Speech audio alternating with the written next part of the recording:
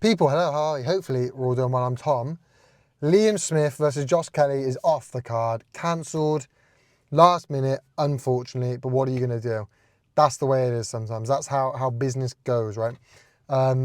There is a replacement fight. There is now, what is it, Ishmael Davis versus Josh Kelly. Late step in, fair play to him. I mean, that's very good cover. To find a replacement this late, this close to the fight, this sort of quality as well, fair play to him. Fair play to him for taking the fight, stepping in, doing it. A lot of people wouldn't. With that said, I want to say the first thing, kind of obviously to get off the mark, hopefully Liam Smith recovers and is well. I know he had a couple of problems recently in a few of his camps before, like the Chris Eubank Jr. camp, and now obviously had to pull out with illness now, which is a shame. I hope it's not the end for him. He's a good fighter. I was looking forward to seeing him, to be honest with you, but first and foremost, wish him the best.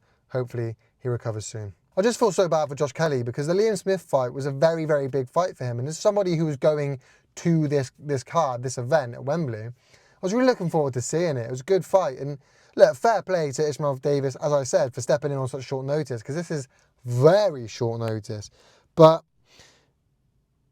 I just feel kind of bad for Josh Kelly. And look, whilst this isn't a massive fight, it's still a very big fight. And like I said, it's not as big as the Liam Smith fight. Of course, it's not as big as the Liam Smith fight, but it's still a big fight. And it's still a fairly competitive fight. I think this fight's pretty good. I don't think it's going to steal the show. I don't think it's fight of the night, but I think it's a pretty good fight. And I think this will give us a good insight into both fighters and let us see certain things, especially, you know, how they adapt to last-minute opponents and changes, obviously.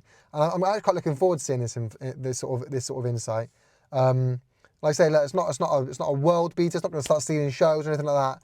But it is a good fight, and it's a very good replacement. Like I say, whilst this fight isn't quite as close as the Liam Smith versus Josh Kelly fight, I'm not about to sit here and start throwing my toys at the pram because their late replacement on 1 week's notice, who is good, isn't quite good enough.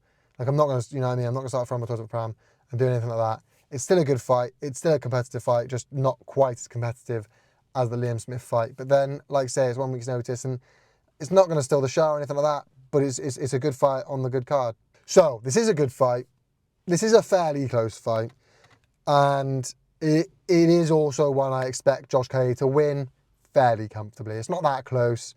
It's pretty close. It's one that if you say to me you think that Josh Kelly's going to lose this fight, I wouldn't kick you out. Do you know what I mean?